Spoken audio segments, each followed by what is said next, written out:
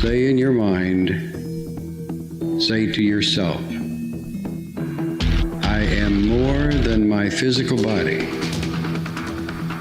Because I am more than physical matter, I can perceive that which is greater than the physical world. I deeply desire to expand, to experience, to know, to understand, to control, to use such greater energies and energy systems as may be beneficial and constructive to me and to those who follow me. I deeply desire the help and cooperation, the assistance, the understanding of those individuals whose wisdom, development, and experience are equal to or greater than my own. I ask their guidance and protection from any influence or any source that might provide me with less than my stated desires. I do not know all the answers to the questions about reality. I do not claim to know the ultimate truth about fire. I seek that which has been made hidden as a part of a family of explorers of consciousness. I am the void one.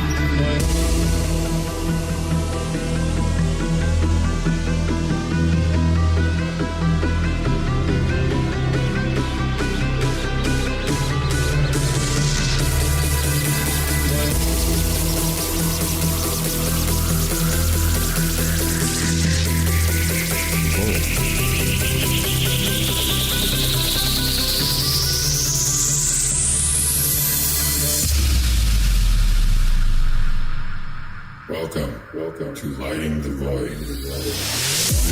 All broadcasting live from a shack on a hill in the Mossy Creek bottoms of Cane Creek, Arkansas. This is Lighting the Void live, and we're on the Fringe FM. That is fringe.fm, KTLK, digital broadcasting. Thanks for joining us tonight live on the radio station. If you're listening, also on YouTube. If you want to join in on the chat there, you can as well. Couple announcements I got to make real quick before we start the show tonight. Vooght is our guest tonight. We're going to be diving into the his new book, In Search of Osiris and the Tree of Life. But a couple of things I want to say real quick. First and foremost, want to thank TalkStream Live and the Paranormal Radio app for putting us back on their program. I don't know how we got taken down or what happened, but they contacted me and said, hey, give us your new stream. We'll put you back up. So we're back up on the program so if you like listening with apps, just download TalkStream Live or the Paranormal Radio app. I didn't do a music show last night because I was on a show called Low Value Mail on YouTube, and it's run by a comedian guy who does a call-in show. It was a lot of fun, and MAIL is spelled. Yeah, it's not spelled like male, like female and male, but MAIL. Go check that out. Also, I was going to have Anthony come on here because we've been getting into these zombies. I don't know why. They're so freaking addictive, But I'd like to get Tippy Patson on and do some zombies games. And I promise you guys on Monday nights I'll do a better music show. I listened to the music show and I was like, man, the audio sounds like ass. And it does. So I played around with the processing and stuff so I can get the audio to sound better on YouTube for you when we do music shows on Monday nights. Okay? So I think other than that, I really want everybody to put Gareth in your hearts and minds and prayers. I mean, he's in the hospital right now. He's having some trouble. So, and that's really all I know. I think he's kind of under and they're hoping that he comes to. So, here's to you, brother. We love you, and I hope to hear from you. But his caretaker has been contacting me and letting me know what's going on for those that are interested, wanting to know what's going on with Gareth. Also, the new T-shirt orders, I got those in too. So thank you guys for that. And tonight, I'm still. It's the interview is I had to record it because he lives over in the UK. I can't ask people to get up at 2-3 in the morning to come over here and do a live show with us. Even though I will say that back in the day they used to do that, but since video killed the radio star, nobody's willing to do that anymore. And I like Ariane. I'm not going to ask him to do that. So we recorded this interview. However, I'm still going to be here with you in the chat because I don't know if anything's going to go wrong. It's a live broadcast, right? So, but it's pretty cool because his book gets into the idea that there's more to the mysteries of Osiris, Orion, and the Tree of Life than just like the metaphorical meanings to them. What that stuff means. And like according to his research, there's a biological reason that we need to learn all this stuff. So it's been a long time since I talked to Aaron Vooght, and I think it goes right along with Jason Quitt's work too. And I think it's a really interesting conversation that we had. So yeah, I'm going to be here with you guys. Guys, if you can, please support the Fringe FM. Try to do it on the website. I think YouTube makes us wait like 60 to 90 days, and a lot of people have been supporting on YouTube, and that's awesome. It's just, it's kind of put us in like a support funk, because we got to wait so long. But I'm not complaining. Support is support. It's just, put us in a funk a little bit there. But once that kicks in, we won't have to worry about it because I think it just it keeps going or whatever. So if you can support at fringe.fm, please do so. Please. Thank you. And for those of you that have, thank you guys so much. All right. So let me see if I can do this without mucking it up. Okay. Aaron Vooght is author, and you guys, if you have checked out his book, the first one I got is, we'll talk about that in the interview, but it was a really cool book. I still have it with me here. And, the more I dig into these mysteries, I believe personally, and this is just my belief, that, who did I say this to the other day? That there's like a fractal truth to all of this, if that makes any sense. Like certain things were taught to us, whether via aliens or some kind of creative genius that made this whole place.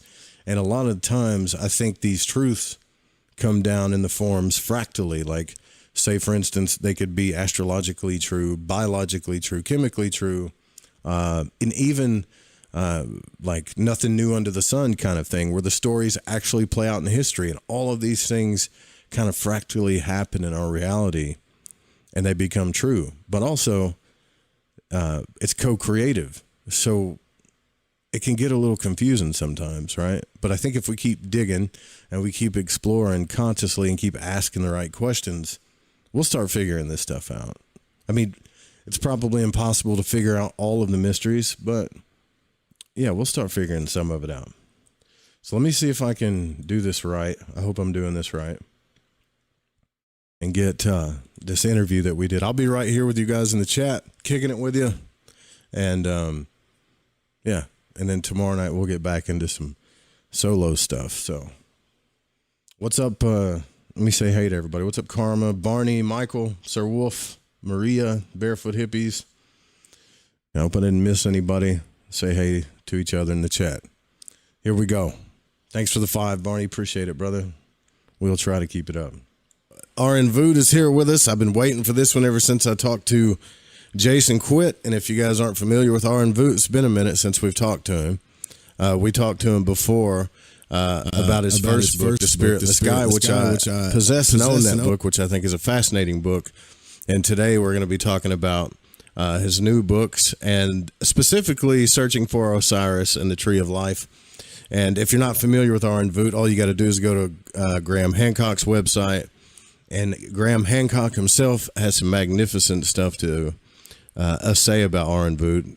And according to Graham Hancock, it says that you explore the oldest surviving reference to the notion of the resurrection and the tree of life and the myth of Osiris. And you also talk a lot about DMT. And it's been quite a long time since you've been on the show, and I'm stoked to have you back. Ever since I talked to Jason, he was like, man, you got to talk to RN Vooght because his stuff is right there, you know. And I was like, I know who that is. I've talked to him before. So I'd be happy to have him back on. So welcome back to the show, brother. Thank you. And thank you, Jason, also. Yeah. Jason's... What an inquisitive mind. I'm looking forward to reading his Gates of Anunnaki as well. I'm looking forward to that. It's on my pile of must-reads. Yeah, his book is more to do with like geometrical patterns and numerological patterns that are inside of all of this artwork and structures and inside the teachings of all of our religions that go back, which makes me wonder, how did they know this, right? Like, and, you know, going through your stuff, I watched your presentation on your YouTube channel. I wonder sometimes, man, and I know you got a presentation you're going to show us. How did these ancient gods, I guess you could say, or ancient priests of Egypt and all these people know this stuff, man? Like, they either had to go out of body, they had to have their own DMT experiences, or something, because there's no way they would know this, to me, any other way, unless there was some other form of technology, you know. 100%. If anything, I think that DMT itself probably is the technology, you know. Crikey. DMT wasn't even on my radar some 10 years ago, give or take. And being a product of the 90s rave scene, I thought I was pretty much got all the t-shirts, you know, got a ticket for each ride. Got the proverbial t-shirts, as it were, but then I literally stumbled across through a conversation on a night shift working with a colleague of mine that said, dude, you listen to Joe Rogan, right? Yeah, we all listen to Joe Rogan. He said, what do you think of DMT? I said, I have no idea what you're talking about at the moment.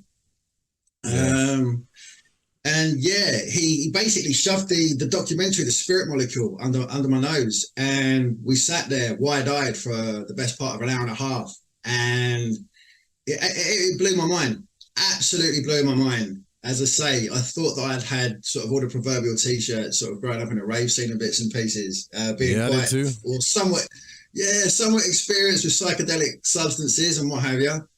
But yeah, to find out about DMT, no one really knows what its role is in the human brain at the moment, although recent studies are now telling us that it's double the amount of dopamine, the same with serotonin, which are essential neurotransmitters within the endocrine system of the human brain. And yeah, DMT being, air quotes, the, I guess, most psychedelic chemical compound known to man. Finding out that we produce that naturally in our bodies is just, it's a mind blower, to say the least, you know? Yeah. Well, it would only make sense, right? Like, I mean, it would only make sense because we look at spirituality as having these like mystical experiences, but we have no explanation for them, and yet everything in nature has an explanation.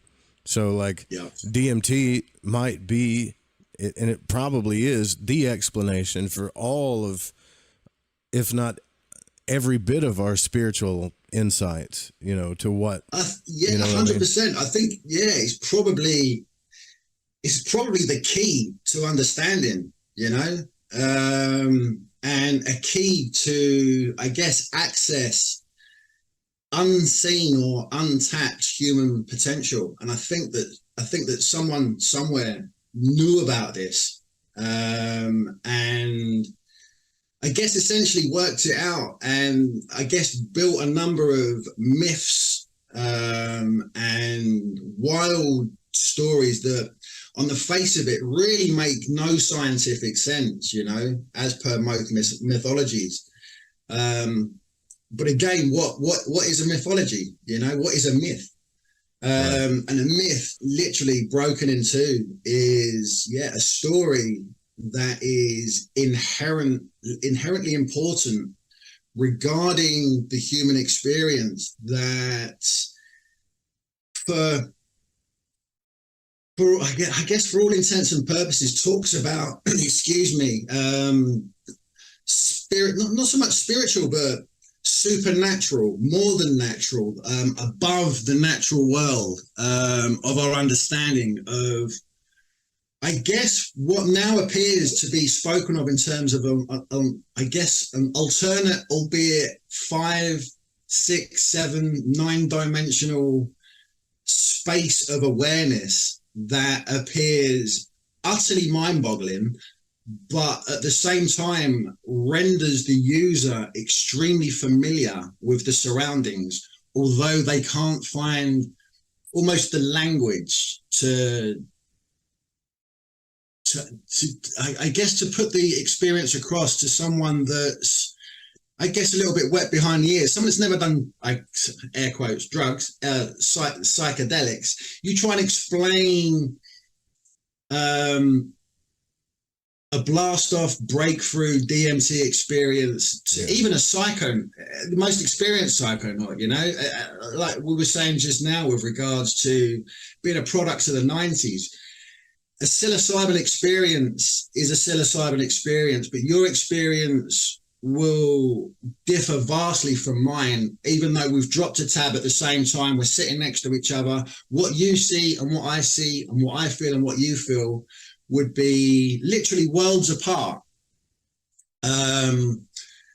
Somewhat harrowing in certain instances. Yeah, somewhat, it can be. For sure, yeah. 100%. I mean, the first psilocybin experience that I had, I vowed that I'd never touch psychedelics again, you know. I couldn't wait to be out of the environment with my lifelong best friend, who I was looking at.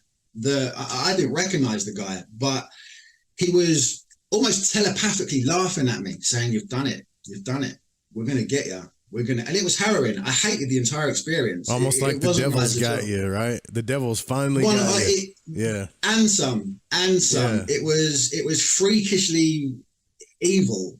I don't believe in, I don't know, the high, I say higher powers like devils and gods or what have you. But there was definitely some kind of devil sitting on my shoulder there, sort of pointing me in a very mischievous, unwanted direction that my consciousness didn't want to pursue down that path. It just wanted the experience to end. But as you well know, I had probably about another 6 or 7 hours worth of suffering. Yeah, you're not escaping that, right? You got to face it now.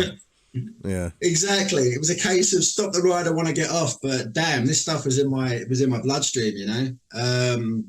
But where, I mean, the molecular structure, the compound structure of psilocybin is only one molecular tweak away from being DMT anyway. I mean, you add you take away phosphorus from psilocybin and you have N,N-dimethyltryptamine. But the experiences themselves are markedly different. Right. So, go ahead. Sorry. No, and no less scary, I should say, and no less scary. I mean, prior to writing the Spirit in the Sky, the first book that we spoke about, probably, of course, 6 or 7 years ago now, Joe, I hadn't actually experienced DMT. I was kind of talking the talk without walking the walk, you know. It came to pass that DMT, air quotes again, found me. They say it finds you when you're ready. And in fairness, I had DMT in my possession for the best part of 6, 7, 8 months prior to me actually having the courage to dip my toe into the. Yeah, 100%. Okay. 100%. And I know why now as well, because the apprehension was, I mean, crikey, it was a feeling of trepidation that very, very, very quickly, within the blink of an eye, switched from, oh my God, I can feel something happening, to expletive. Christ, I'm dying. You know. Yeah, dude. I understand that. I understand that. Yeah. And from my research, I understood that no one's overdosed on DMT. You can't overdose on DMT. But for all intents and purposes, even though we produce it in the brain, DMT, it basically tricks your brain into a death-like state of mind. Yeah. I tried it once too, not too long ago, bro, and I didn't do it right. So I didn't have a breakthrough, but I did have that experience you're talking about, where I was like, you know, I hit it twice and my friends were like, hit it again. And I was like, I can't, dude. I can't. Like, I just couldn't, you know? It's too much. Yeah, I tried. And then I started laughing. And Chuck was like, why are you laughing? And it was this surrender. It's because I knew I was dead. Like, I'm like, this is it. I just started laughing because my body was gone. You know what I mean? Like, it's not there anymore. I mean, it was there, but it's hard to explain, you know, like I wasn't there. You know. No, 100% it is. I mean, I was at a time in my life where I was just recovering from my third major spinal surgery, and my after working spacecraft security detail for a number of years, I was surrounded by my own thoughts and rehabilitation, which is basically the time that I found to actually pen the trilogy of books that I've now got behind me. But that first DMT experience, it was crikey. I knew that my at the time girlfriend and my son were going to arrive home within the hour, but I thought I'd done enough research and this, that, and the other to think, okay, this is going to be out of my bloodstream within sort of 10, 15, 20 minutes at the most of doing this. The experience won't last for more than 8 minutes. Now's the time to man up, because you put it off and put it off and put it off. Sit on the balcony, get yourself comfortable and do it. You were by yourself? Yeah. Oh, yeah. no. Okay. All right. That's intense. Yeah, and I don't recommend it. I mean, when they say have a wingman or a trip sitter for this one, damn, I wish I had someone to hold my hand. Yeah, that's intense, man. Okay. Well, the worst thing was I actually had I'd sourced not only freebase DMT, but I'd actually sourced some changa as well, which is DMT infused root bark, which the DMT is extracted from. So it's basically mimosa extract with DMT crystals, which you kind of smoke straight from the pipe, as you would like cannabis or something like that. But I'd heard that was a little bit more intense, somewhat indifferent from the DMT experience. But it was more of a mellow blast off. So I thought, you know what, I'm going to try this changa first. So I've taken sort of 3 or 4 pulls, real stiff, hard pulls of this changa pipe. And I've given it sort of 2 or 3 minutes. And admittedly, things were kind of pixelating around me. And I definitely saw what I would describe as the flower of life. But it was more of, this thing was kind of alive. It was like a jellyfish. Like it was vivid, it was see-through, but it was definitely had the geometry of the flower of life in front of me. Wow. And I thought, man, this is the most beautiful thing I've seen in my life. And I was trying to touch it, and it was moving and kind of playing with the air around me as I was sort of trying to get a feel of what this thing was that just manifested in front of me. But I was thinking, well, this isn't the air quotes again breakthrough that people have been talking about. So I set the changa pipe aside and then picked up my DMT machine and vaporized 3 huge hits of DMT from the pipe. Yeah. It I instantly regretted. I bet. Yeah. All of a sudden, I think it kick-started the changa. Probably. And then it was kind of a fast forward into, fuck me, what have I done? And it's very, very hard to verbalize the experience. But as I laid back down on the tile work of the balcony, I had the window open, a nice cool breeze, and I guess the pixelated synthetic, it was so bizarre. This jellyfish-like geometric flower of life, it literally just broke apart. And as it did, I could feel every single part of my being cascading backwards out of my brain and melding into the framework of what was my balcony around me. And I remember my head just lolling to the side, and I looked at the brickwork, and I afforded myself sort of a couple of seconds just to laugh, because I felt it was so random and it sounds so ridiculous, but I felt like the brickwork was my brother. It was so intense. I was like, man, this is me. I'm part of this. I'm everything. Yeah. And before I knew what was going on, I guess it was more of a blackout, I guess. And what I saw when I, again, air quotes, broke through is so hard to verbalize that I don't even want to make a fool of myself trying to do it. But it was like I was in just a carnival of ever-changing, pixelating, fractal-like movement that was alive. It was alive with emotion. It was alive with intelligence. And for all intents and purposes, I felt part of that entire environment. And I can't verbalize they weren't even faces, but they were sentient, they what appeared to be sentient entities, excuse me, that were almost, I think they were joking with me, you know. They were like, dude, you get it? I can't believe it's taken you so long. Man, you're here. Yeah. Why have you waited so long? And I'm just, this is too much, because, I mean, I'm looking from my perspective straight ahead, but I could see behind me, below me, behind the entities, through the entities. And it was like I had some kind of universal perspective that had eyes in every corner of the most remote parts of the universe, but I could see everything. And I felt as if I was everything as well.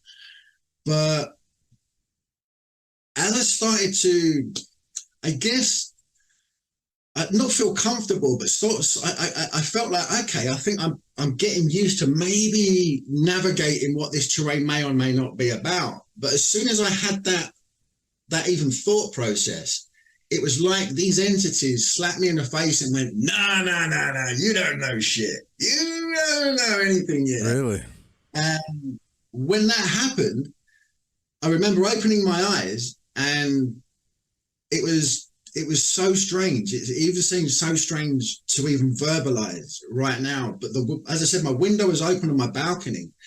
But these, again, I mean, it's almost been bastardized to a certain extent. It's like the Terence McKenna machine elves and jesters or what have you. But a jester-like, it was a pixelated jester. It was really strange. It was almost like, it was like 8-bit scenery, but with 5D clarity. It was so strange. It was almost like an oxymoron. But these jesters were doing kind of cartwheels and somersaults from a point that went beyond my peripheral vision into my window, and they were almost falling into me. But as they were hitting me, they were laughing, going, dude, you shouldn't have done Changa 2. Dude, you're not ready for this. Yeah. Dude, you have no idea. I actually thought I was dead, Joe. I shit you not. 100%. I was lying there. The DMT was leaving my body, but I genuinely thought, I'm having an out-of-body experience here still. I do not feel I don't feel this clammy meat suit around me. You don't feel your body, right? Yeah. No, Yeah, no. you don't feel it. And I mustered up as much energy as I could because I genuinely felt shattered. I felt like I'd run a marathon. It was really crazy. And I'm quite a fit guy, even though I'm rehabbing from spinal surgery. But I sat up and grabbed my phone, and all I could think of doing was phoning my editor. I was like, Adam, can you hear me? He was like, dude, are you all right? I was like, you can hear me? He was like, yeah. I was like, man, so I'm not dead. He's like, dude, are you okay? So I put him through I've just rather ridiculously gone through a couple of Paul Changa with 3 crazy extraneous hits of DMT and the experience and this, that, and the other. And I just said, look, Adam, I just needed clarification that I am alive because, wow, just wow. So this how long ago was this? This is probably about 5, maybe 6 years ago now. Oh, so this was before you wrote the other 2 books then, right? Or is this before? Yeah, this is before I wrote Deities, Myth and Tryptamines. And to be fair, I didn't actually want to publish Deities, Myth and Tryptamines unless I guess, sort of walk the walk. You know, I felt like a bit of a fraud, you know, like a bit like an imposter syndrome. It's like I'm talking about all this stuff, but I don't know what the hell I'm talking about because realistically, I've got no verbal or experiential context. Yeah, it's just knowledge. Verbalize. Yeah, it's just 100%. knowledge that you're purveying. Yeah. I get that. That's 100%. commendable though, man, because there's a lot of authors write about a lot of things that with theories, which is fine to me. I don't see a problem with it based on knowledge. Sure. But you, on the other hand, you're like, yeah, you know, the knowledge is cool, but I got to see this, you know. I got to see it if I'm going to write about it. Yeah. Well, I mean, you frequent the same sort of crowds and conversations with authors and author friends. We've got the same kind of friends and circle of colleagues and bits and pieces. And when I was in personal spaces with these guys and ladies, I felt kind of fraudulent, you know. They were championing my research, which was wonderful, and I thank them for that. But at the same time, when it came to sort of talking about the DMT realm, the DMT dome, the jesters, the experience, what it may or may not be, I mean, I was just treading water, Joe. I had no idea.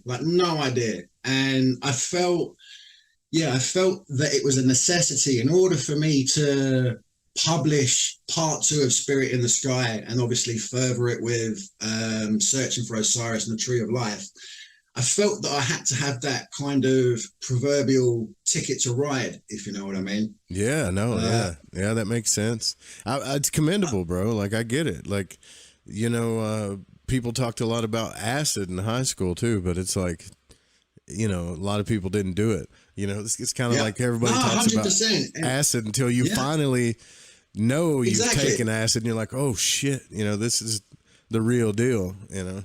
So exactly. I mean, I would talk to. I mean, you've interviewed Dick Kahn before, haven't you? Yeah. Oh yeah, I've talked to Dick Kahn, and he's a very, very close friend of mine, and we speak extremely regularly. Maniac.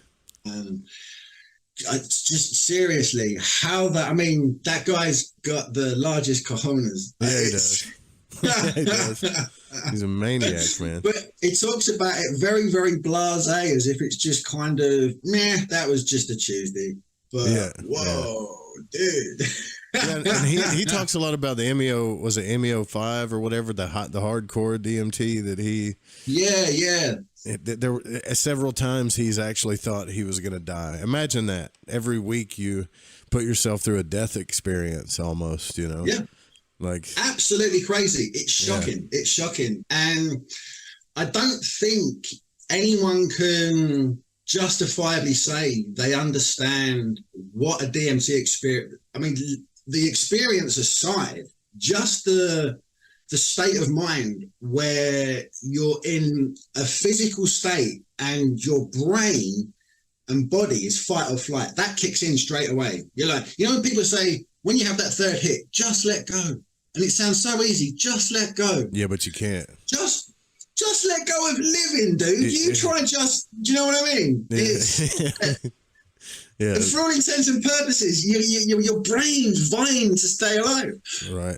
Every part of you can't let go. It's like, what's going on? It can't let go. Yeah. It just wants to stay in the physical now. Do you know what I mean? And damn, Joe, I was fighting, and I was fighting hard, you know. And I genuinely think that if I hadn't have had the Changa, first of all, that experience wouldn't have been as intense and fulfilling and rewarding with regards to getting, I guess, a glimpse of what might be described of what might be beyond the veil, you know? Right. And I only say beyond the veil because, I mean, I grew up in a wonderful family that had no real religious context or anything. My dad always has been and always will be my hero. And my dad used to say to me, look, son, live the best life possible, but when you die,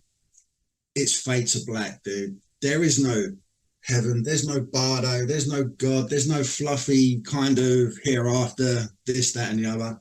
And that was my outlook. Yeah, that was my outlook for the best part of the 40 years of my life, Joe, you know? It's a good thing to tell your kid if you want him to make the most of his life, though, if you think about it. Oh, 100%. Yeah, for sure. For sure. But since having obviously gone deeper into this rabbit hole, deeper than I thought any particular rabbit hole could possibly go, to be fair. I mean, I wrote The Spirit in the Sky and thought that was going to be a mic drop, walk away, that's it. There's my contribution to ancient societies, psychedelics, XYZ. I don't know, maybe write a fictional novel or whatever it is, or find some other area of research and then continue someone else's or whatever it may or may not be.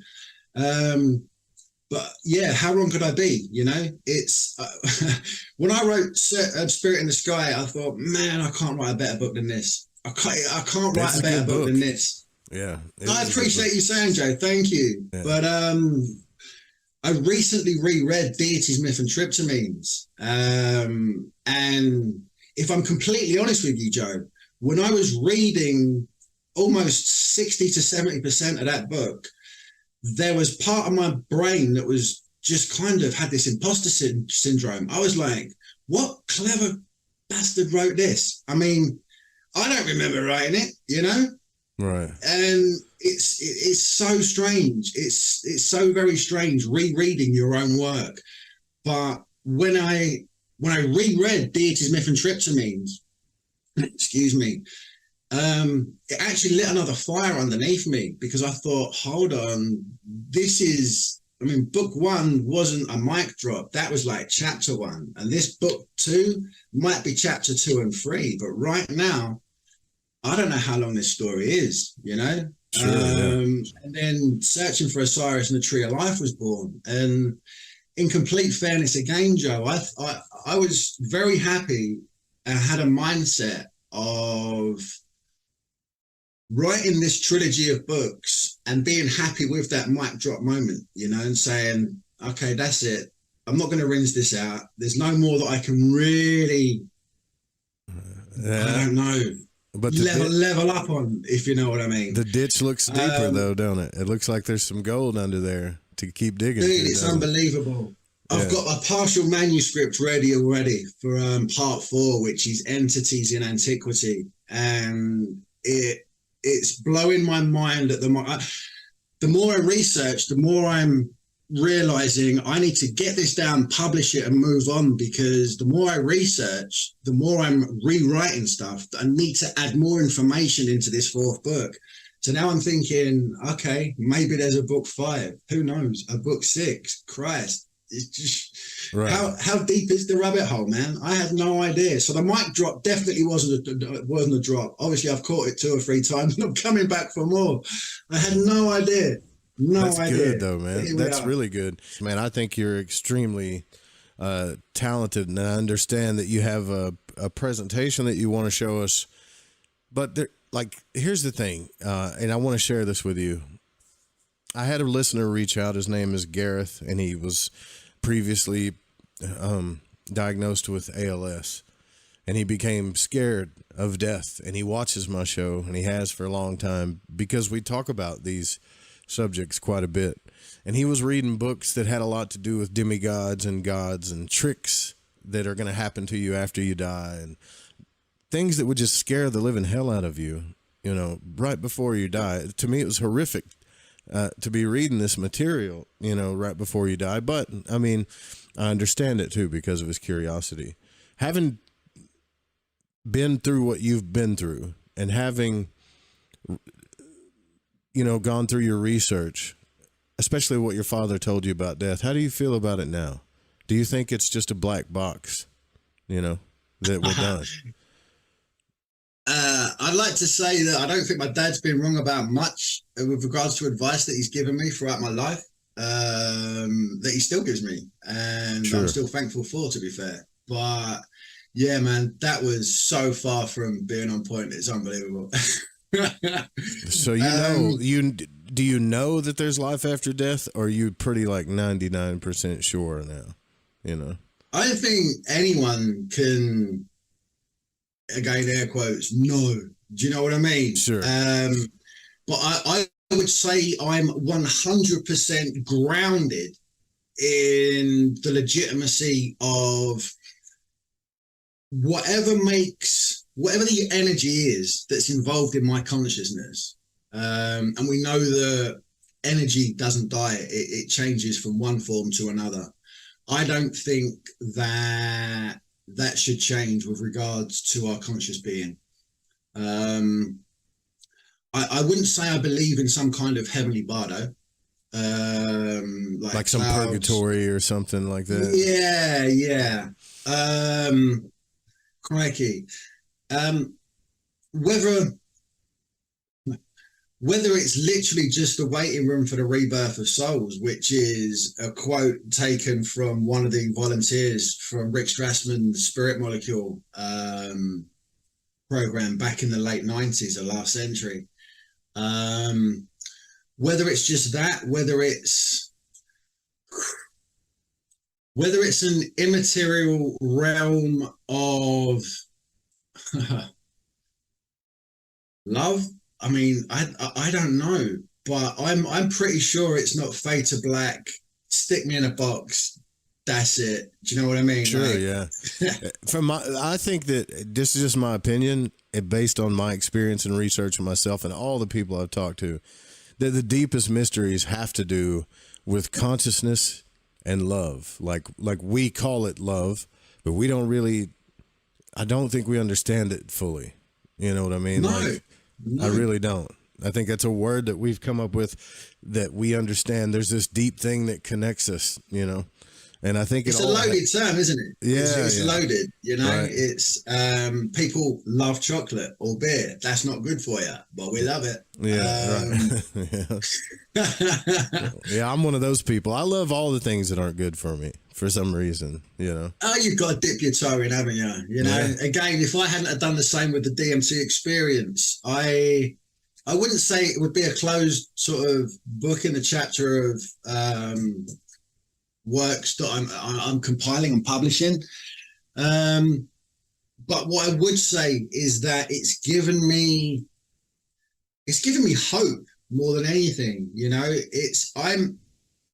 we all, when we're, I guess, teenagers, mid-20s, we all think we're going to live forever. We're all 10 foot tall. We're all bulletproof.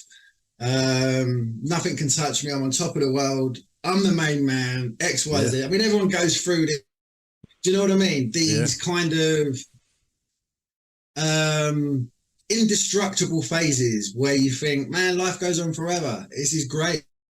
But it was only when I had my accident in French Guiana, when I broke my back, that I actually started to contemplate my own mortality.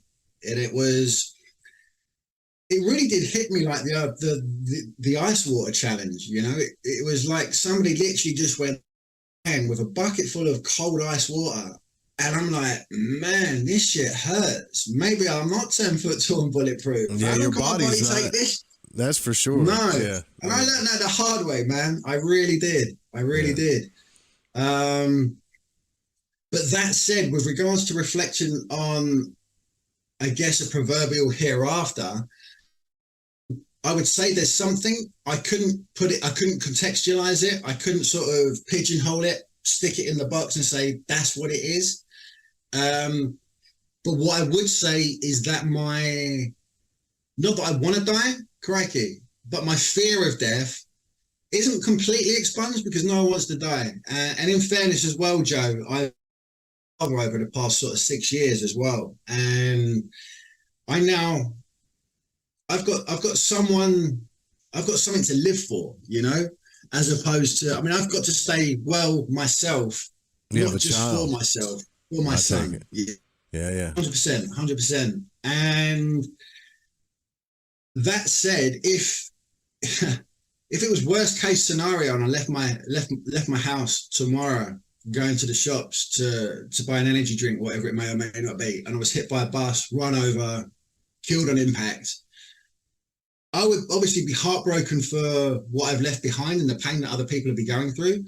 But that said as well, I think I've kind of ticked the box where I'm not looking at finality like the fate of black. And I think that this DMT realm, experience, dome, whatever you want to call it, an ulterior reality, I think that is just as real as our conversation right now between the airwaves and this hard laptop that's in front of me, my cell phone, this bottle of wine. Sure. Said as well, Joe, I mean, science is ready to admit the hard nuts and bolts of what we call matter in material reality is made up of 9% recurring empty space. I mean, what the hell? What's that about, you know? And then when we look at the electromagnetic spectrum, which is, I mean, visible light is accounted for less than 0.0035% of the electromagnetic spectrum. And that's how we enjoy what we call life, reality. I mean, what else are we missing? You know, what else could possibly be around us? A whole hell of a lot. If the nuts and bolts that render this reality are 99.9% empty space, you know? Yeah, a whole hell of a lot. A whole hell of a lot. You know, without a doubt. When you look at it, it's all like, okay, well, I'm basically seeing photons that make up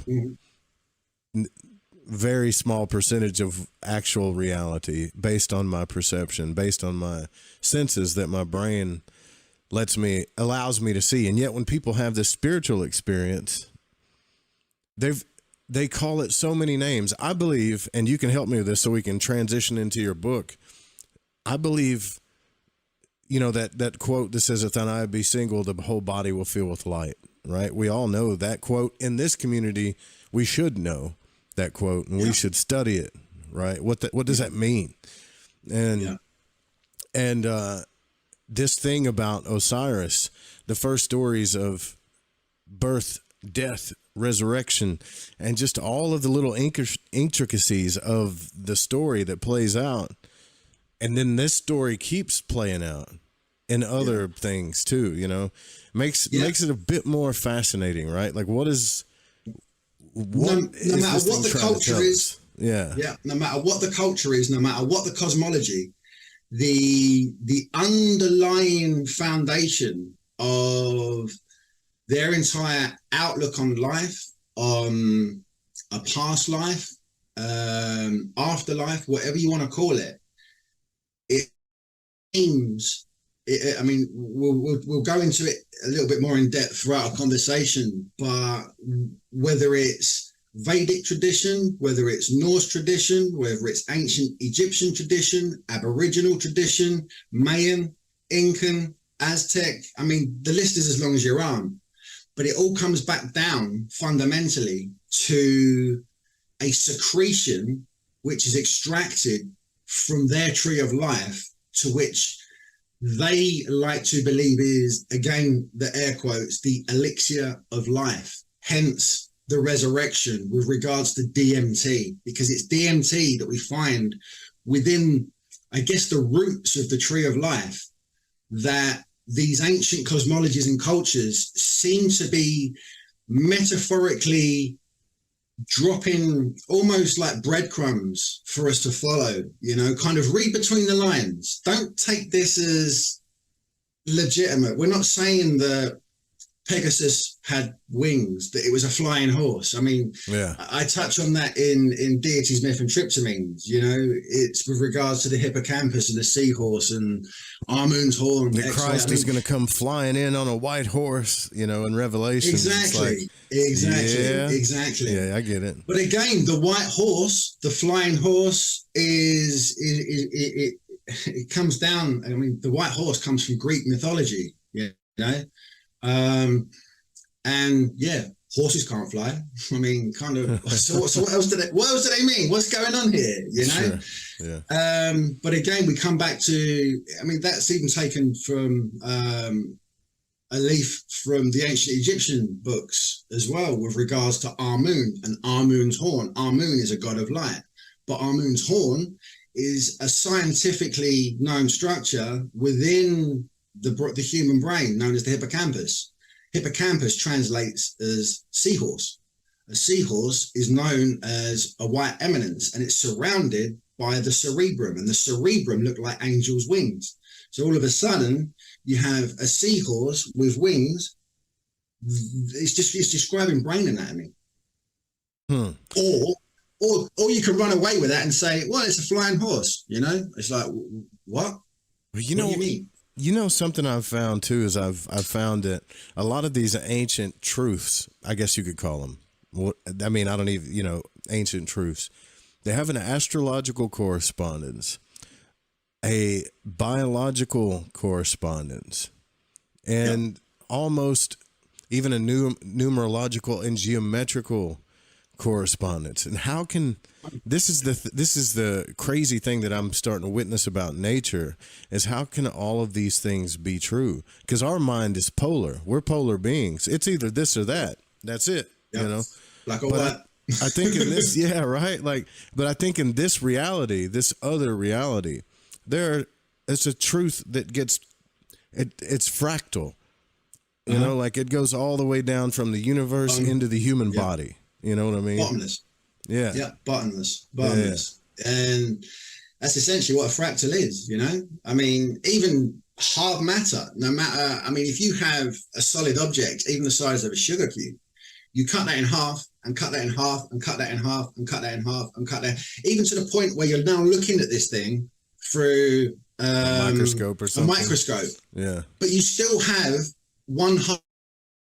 So existentially, everything is infinite. No matter how you look at it, everything is infinite. It's a fractal, and it's crazy. It's absolutely crazy. I mean, my mind can't vie to kind of compute that kind of information sometimes, you know? What do you mean everything's infinite? Well, no matter what if you've got one whole object and you scale it down by half, by half, by half, by half, by half, you just keep going forever, ad infinity, you know? It just gets smaller and smaller and smaller. Yeah, it's a trippy thought. It is. It's a trippy thought. So tell us about the new book, The Tree of Life, and how you put all this together.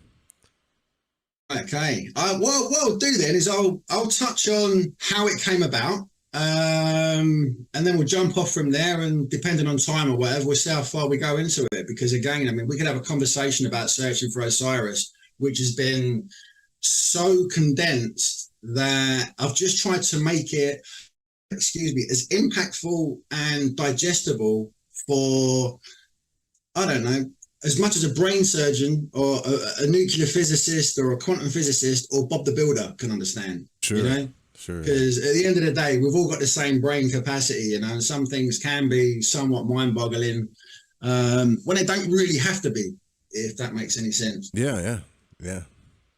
But going back to the original Spirit in the Sky and this as above so below correlation regarding DMT and what may or may not be going on with regards to constellations within the cosmos, it was almost like so comical with regards to like a cascading domino effect of synchronicities. It was so strange. I spoke to you earlier on with regard imposter syndrome. I used to put the light, and I still do, the lights of Graham Hancock up on a pedestal and thought, man, I'd love to be able to emulate something like that, but I don't want to spout off other people's research. I want to bring something new, something fresh to the arena, you know? Sure. And I didn't know what that was, Joe. And I like to think I'm extremely well versed in certain mythologies, ancient Egyptian cosmologies. And I've got, like I said, a proverbial t-shirt or two with regards to psychedelic compounds. But when, like I said, when I saw this Spirit Molecule documentary that was introduced and narrated by Joe Rogan,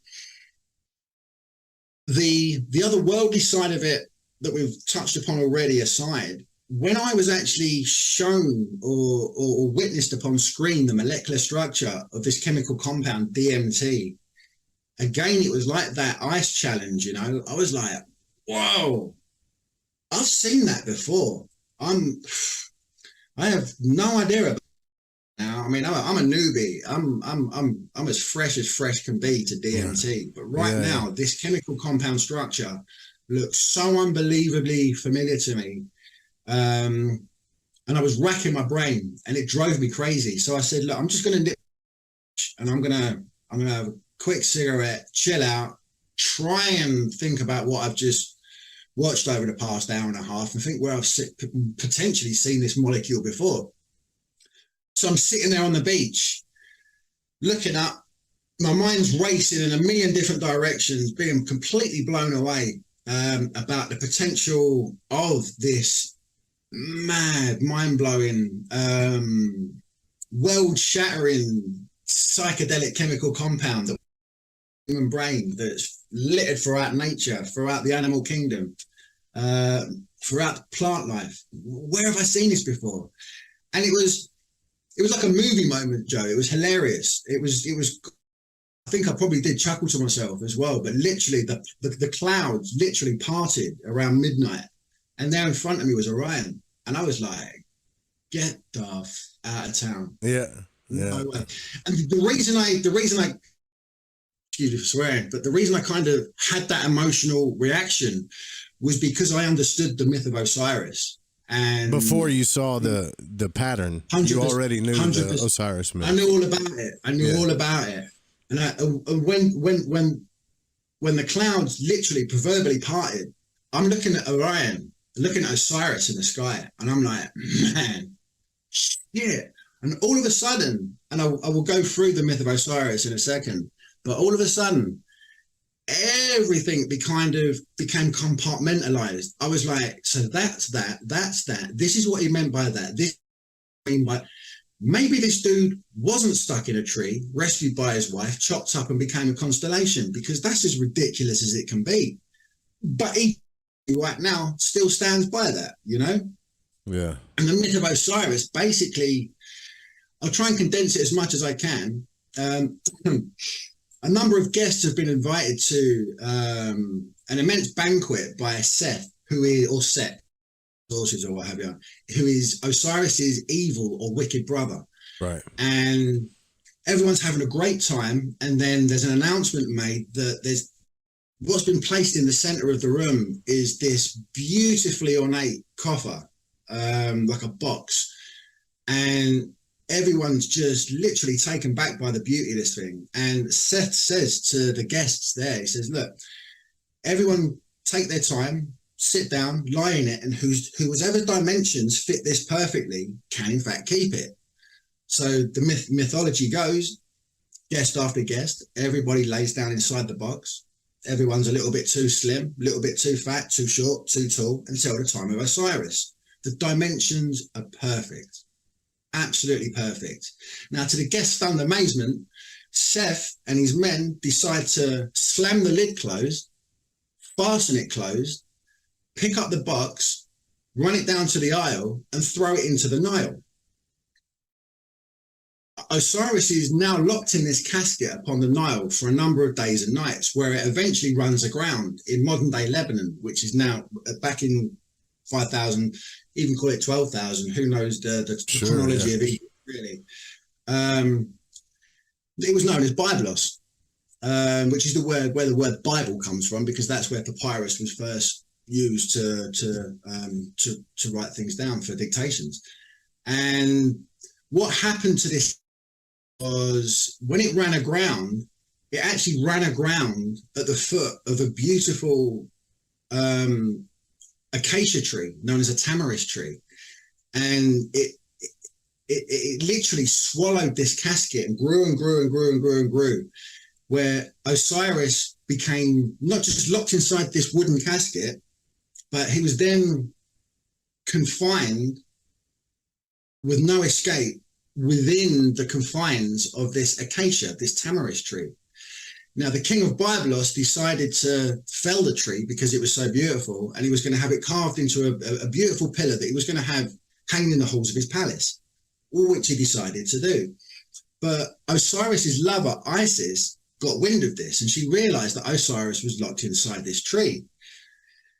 She bargained with the king of Byblos, and the king of Byblos agreed to set Osiris free from his untimely grave. And Osiris and his wife made love. They had a son known as a sky god Horus, which we'll touch on as well. But Seth was enraged by this. He couldn't believe that his brother had escaped this tomb, like this forever tomb. And he was worried that he was going to come back and be vengeful and basically take the kingdom of Egypt for himself again. So Seth decides to murder him for a second time. When he does this, the mythology states that Osiris then became synonymous not only with the lifeblood or the sap of the acacia, but he would also be remembered as the complete embodiment of the constellation of Orion. Now, Egyptologists are rather steadfast today as well. They will tell you that's the story, that's how it played out, it's mythological, take what you want from it. No, ask me no further questions. Sure, they literally can't be answered. Now, if we take a story like that at face value, what does that really tell us? We've got some green-skinned god presiding over the kingdom of Egypt. His brother's enraged by this. He locks him in a casket where he becomes further entombed in a tree. He's rescued. He's murdered again and becomes resurrected as the constellation of Orion. Makes no sense whatsoever. Which should no be, sense whatsoever. You would think logically to those folk, that would be a clue, right? There's a clue, because this makes no sense. Right? To me, that's how I think, you know. It makes no sense whatsoever unless we decide to look at the mythology for an altogether somewhat scientific lens. So, first of all, we understand that Osiris would be immortalized as the lifeblood of the acacia. Now, what is the lifeblood of the acacia? It would, yeah. Did you say, you cut out for a second? Did you say DMT? What did you say? It would be within the lifeblood or of the acacia, we would find the sap. The sap. Okay, gotcha. So if Osiris is synonymous with something within the sap of the acacia and the constellation of Orion, what does that tell us? It tells us to look within the sap of the acacia. Now, if we decide to do that, we find extractable, extremely high potentials of extractable DMT found within the sap or the lifeblood of the acacia. Now, let's say a 2D rendering of this molecular structure of DMT appears. Now, this is where I'm going to try and bring my screen up. All right. Appears. If you can just undisable it, that'd be great. Oh, yeah, I forgot I have to do that again. No, it's all good. There we go. Should be able to do it.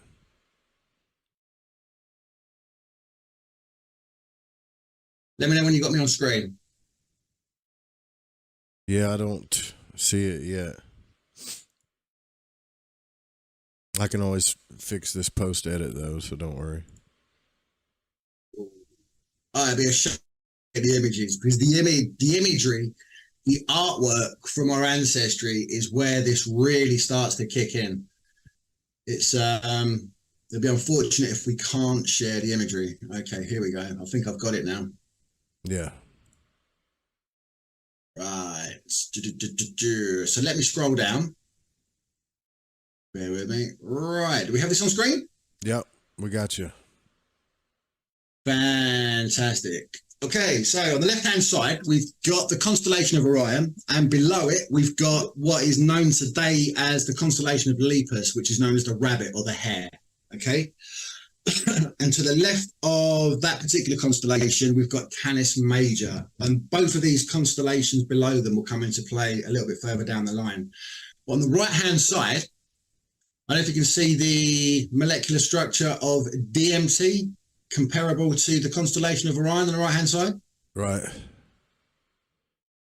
I see that. So when I was saying these clouds parted, it was a moment where I saw Osiris in the sky as his, let's say,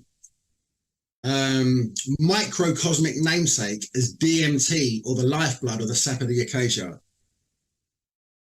Wow. So that's so cool. It makes you wonder too, because it's even down to the formula, you know, where you could see the antenna and everything too. Like, it's crazy, Joe. And to be fair, this particular rendering doesn't do it justice. And I'm going to scroll down in a minute and I'm going to tell you why. Because when I initially released The Spirit in the Sky, I had a number of people come up to me, and admittedly, they were a lot more educated than I was with regards to chemistry and biology. And again, if someone had said to me that I'll be studying chemistry, biology, neurology and stuff like that 10 years ago, I would have laughed pretty damn hard, Joe. But again, in order to sort of back up the argument, yeah, you've got to learn these sort of things, or at least give yourself some kind of grounding in what's going on. Sure. But if you look on the left-hand side where you've got the DMT structure, the bottom of that particular structure is known as the benzene ring. And it's hexagon in shape, yeah? Right. Whereby the bottom of Osiris is more of a trapezium, yeah? Right. Now, I've had people say to me, well, if it was as above, so below, then I get what you're saying. It's not a carbon copy, but it's pretty darn close. It's pretty darn close. And they were saying this once I was on Graham Hancock's Author of the Month website being championed by like really, really thorough researchers, you know, but I still had people knocking what I was sort of bringing to the fore. Well, that's natural, because the mind's going to go, okay, how is this exactly not the same? And it's going to find the bottom of Orion and say, okay, well, that doesn't match. But the rest of it looks identical, you know. It looks identical, but this is where again it was, I guess, brought to my attention that maybe I should read into this myth a little bit more, okay, as opposed to the nuts and bolts of the banquet, the being rescued from the tree, then becoming the constellation of Orion. Is there anything further to the myth of Osiris that might help me, I guess, tick a few boxes with the naysayers with regards to this hexagonal benzene ring of the DMT molecule? And what I found, Joe, it absolutely beggars belief, if I'm completely honest. Now, below the constellation of Orion, like I've already touched, what's known as Lepus, the rabbit, okay? And like most constellations, yeah, I mean, you can probably see a couple of ears there, maybe a head and a tail. It's most renderings in the sky don't really look like what they're depicting, although we tend to sort of run with it, if you know what I mean. Sure. But what we find with the myth of Osiris is that Osiris is also known to have an anthropomorphic namesake, let's say. And he's actually known as the hare-headed, and it's very important that it's the hare-headed with regards to as the rabbit below it, but he's also known as the hare-headed deity, Wenet or Unefa, okay? Oh, okay. Wow. And the only reason this happens is because during what's described as the mysteries of Abydos, Osiris is actually said to set foot aboard what is known as the cosmic barge or the Neshmet. Okay. Now, this is where it starts getting a little bit complicated, but I'm hoping it's going to play out and you're going to get the nuts and bolts of what we're trying to get across here.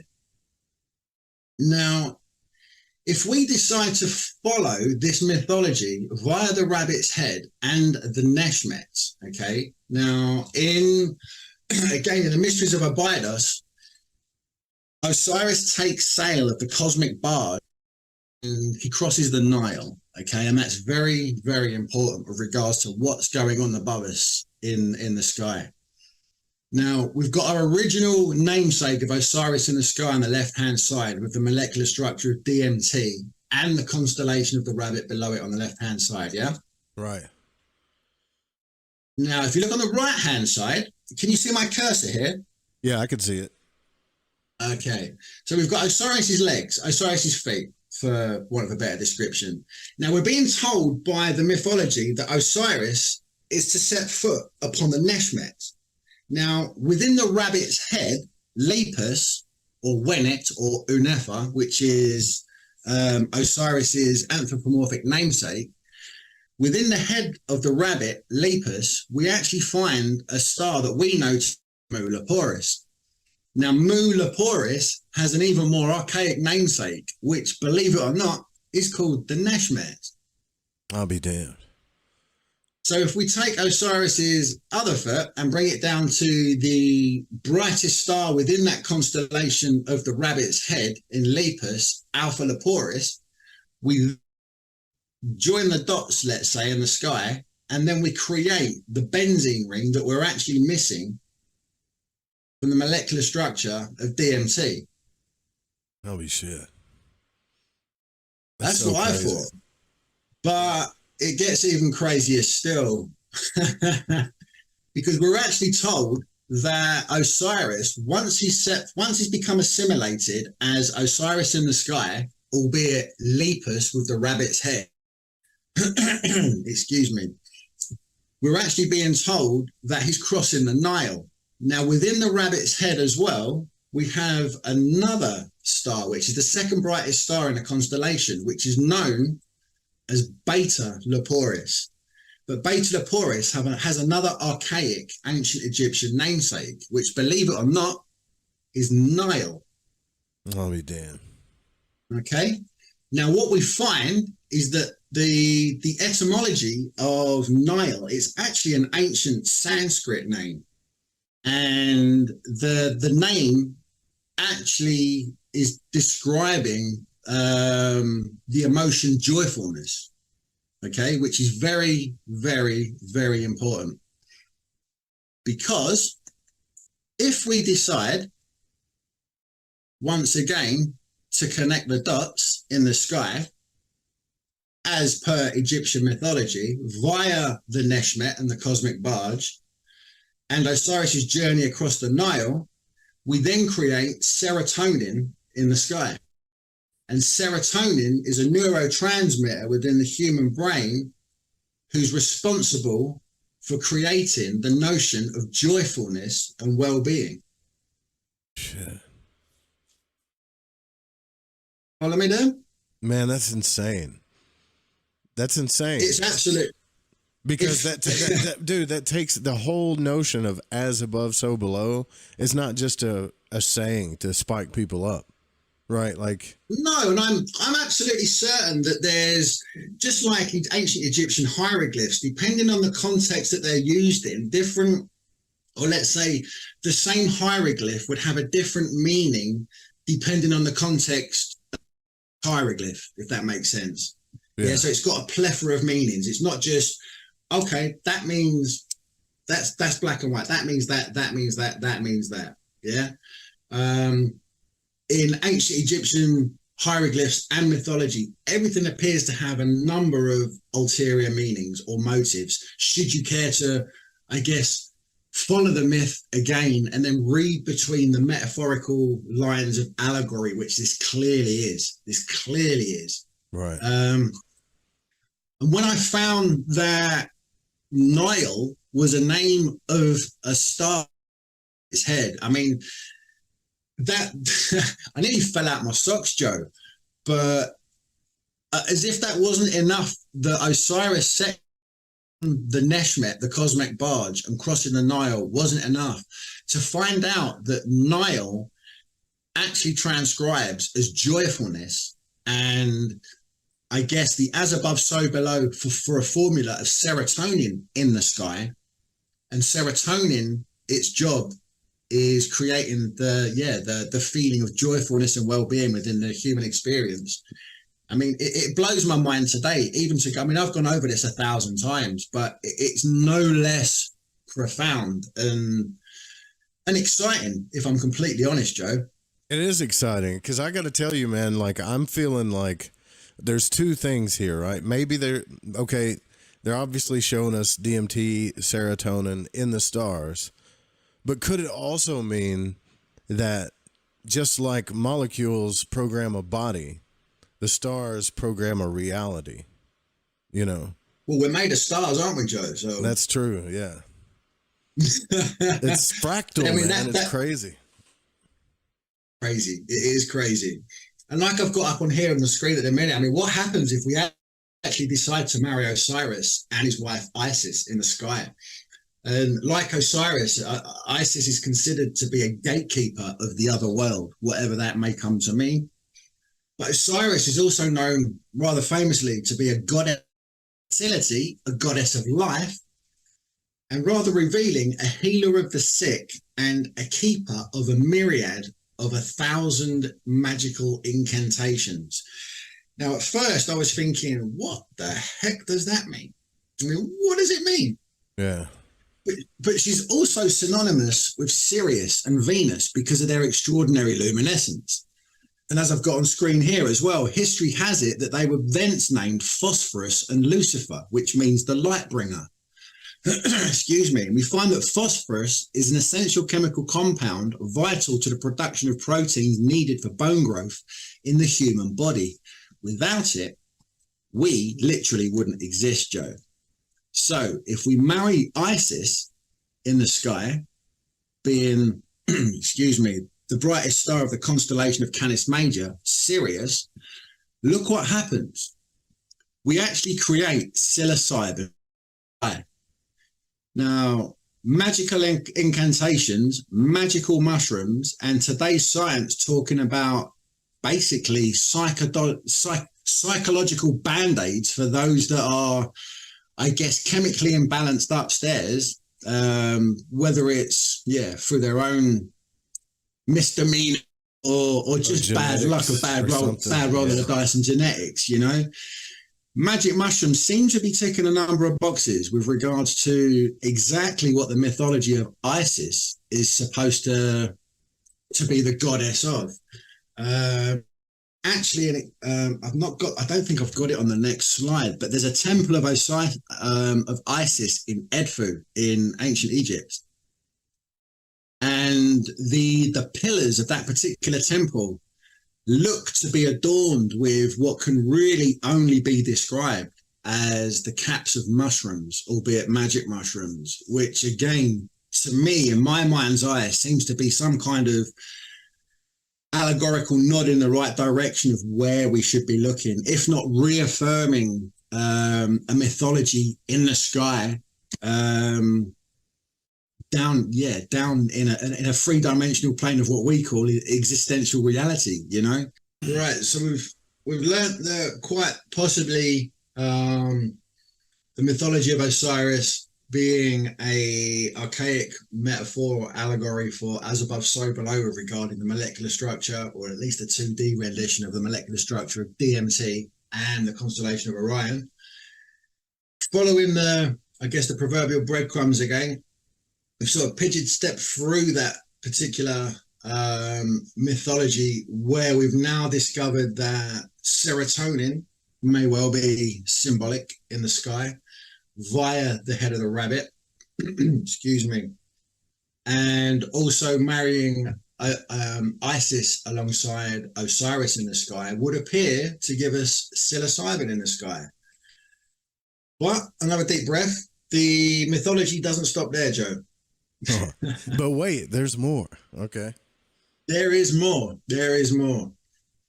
So when I was pretty dumbfounded with the latest scientific studies of DMT, because we now find that DMT, for all intents and purposes, would appear to, I guess, create neurogenesis within the human brain, which means birthing new neurons, new brain cells for the brain, which may in fact have died, whether it's through old age or I guess a maldeficiency of the brain. Now, once Osiris has been assimilated as the constellation of Orion and the rabbit's head, which we discussed as Wenet or Unefa, excuse me, again, depending on your sources, we also find that Osiris then becomes assimilated as another ancient Egyptian godhead, which is known as Sahu. Now, Sahu is known as, he's a little known god, to be honest, although he's probably the major creator deity throughout ancient Egypt. But Sahu is actually known as the father of the gods, but he's also got a number of archaic namesakes. One, as the screen says there, the hidden one. Now we know that DMT is hidden within the sap of the acacia via the mythology of Osiris. It's also known, Sahu, as the incorruptible soul. Now, we briefly touched on my DMT excursions at the beginning of the conversation and what may or may not take place when it's fade to black or not, when my number's up. Now, the incorruptible soul seems to hold a lot of connotations with regards to the DMT experience itself, because, as I say, now having, I guess, the proverbial t-shirt, I don't believe it's fade to black. I believe the soul does exist after this particular incarnation, whatever you might like to call it. Sure. But Sahu is also known as the beautiful renewal. Now, Egyptologists will then start to parrot off the stories of Osiris being the beautiful renewal, as in, excuse me, the flooding of the Nile and I guess the vegetation and the crops that come along with that. Couldn't it mean the resurrection though? I'm sorry? Couldn't it mean the resurrection itself though? Or renewal? 100% it could. 100% it could.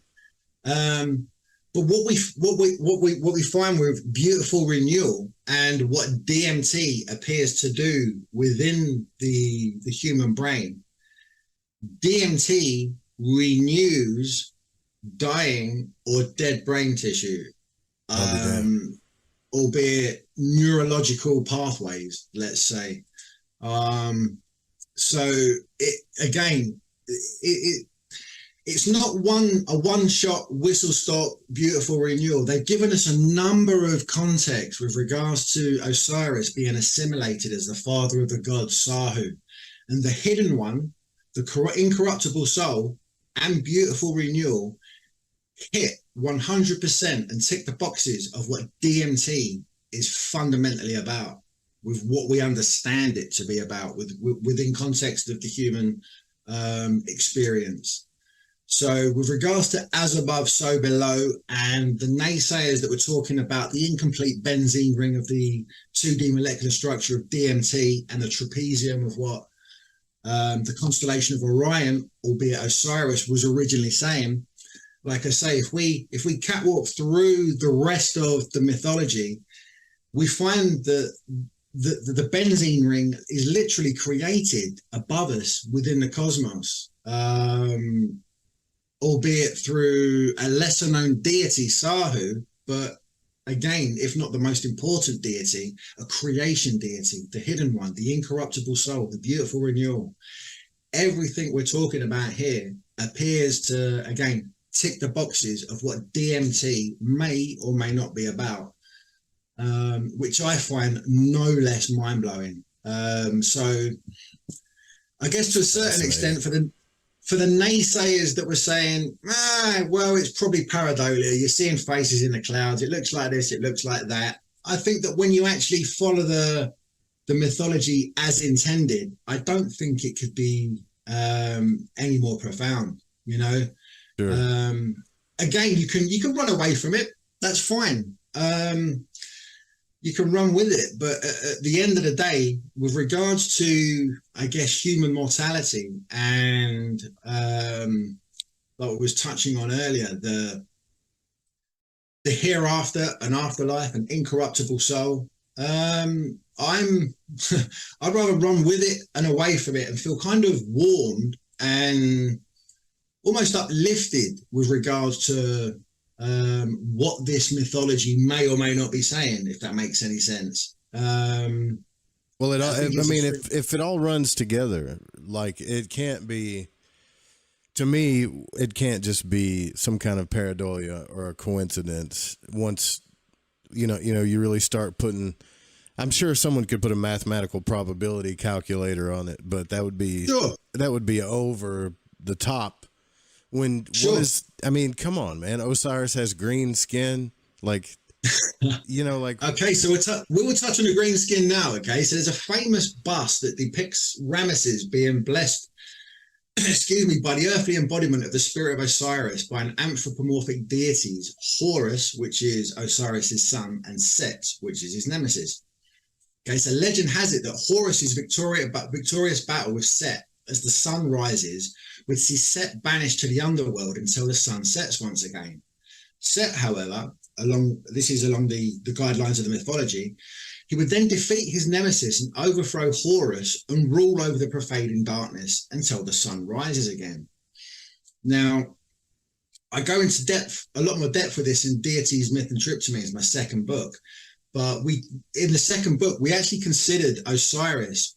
He's got a very bizarre looking headdress, and a lot of Egyptologists talk about the union of the north of Egypt and the south of Egypt, and their crowns were then assimilated into one, which is why you have this odd, ill-fitting looking conical headdress. Which again, okay, that's fine. That's absolutely fine. Yeah. But if we decide to look again through a more scientific lens, let's say, in Deities, Myth and Triptomanes, I put forward the option that Osiris might be likened to the photoreceptors within the eye and the human pineal gland. And I'll get to the reasoning why in a minute. But if we're correct in postulating that the bust or the head and headdress of Osiris is or could be metaphorical of the human eye and pineal gland, it makes more sense for us to envisage Horus as a metaphor for serotonin, which is secreted during the day, whereby Set would become a natural contender for the neurotransmitter's chemical counterpart, melatonin, which is secreted via the pineal gland during the hours of darkness. So we've either got Horus and Set fighting for Egypt over day and night, which again, it's kind of an archaic mentality. It doesn't make a lot of sense. Do you know what I mean? Sure. Or we can envisage what may or may not be going on here with regards to a secretion from the pineal gland within the endocrine of the human brain, whereby Horus, who presides over day, is secreted like serotonin during the day, and Set, being the chemical counterpart, melatonin, would be secreted during the hours of darkness or once the sun again has set. Now, the reasons that I gave behind this being, I guess, having potential to run with something that Egyptology would kind of poo-poo at the drop of a hat for, we know Zahi Hawass and how protective Egyptology is right now. But if we decide to look at the headdress and, like you said, quite rightly, Joe, the green skin of Osiris, if we actually look at a photoreceptor within the human eye and pineal gland, the bottom of the screen, I don't know if you can see my cursor here. Yeah, I got We've actually got the alignment of photoreceptors, okay, within the eye and pineal gland. And the chief receptor is green. What we find, yeah, and what we find as well with regards to the headdress, I mean, if we look at Osiris and a photoreceptor, other than eyes, a smiley face, and a crook and flail, I think it holds a lot of weight with regards to potentially thinking that in antiquity, someone somewhere knew a lot more about the human experience and systematically, I guess, put this into a series of metaphoric allegories for a scientifically adept society like ourselves to actually look at the story and read between the lines and say, actually, you've got a hawk-headed deity, yeah, presiding over ancient Egypt during the day, and a counterpart presiding over Egypt during the night, who all, for all intents and purposes, worship where they're coming from, albeit the pineal gland or a photoreceptor within the eye and pineal gland. To me, it sounds a lot more like secretions that are essential to the human experience, as opposed to a metaphorical battle between good and evil, light and dark, if that makes sense. Sure, yeah. Yeah, but we also have to remember, too, we're talking about a dynasty that lasted 3,000 years, if not a little more, give or take, right? And these chaps studied the human body tremendously and studied spirituality. And to be a king in Egypt, you had to have known the mysteries, too. Absolutely. Absolutely. Absolutely. And again, this is, I mean, what we've just discussed is kind of the nuts and bolts of the spirit in the sky. And we've touched on a little bit of deities, myth, and tryptamines, where I like to think that the alignment of the photoreceptors within the human eye and the pineal gland might be allegorical of what's going on regarding the, I guess the genetical makeup of a deified god of resurrection. And I think that what I'm bringing to the fore holds a lot. I think it could hold a good fight with regards to what Egyptology are currently peddling, if that makes sense. Yeah, for sure, man. Like if they don't look at this, these guys have to look at this and go, well, he might be right. But we can't say that. Yeah.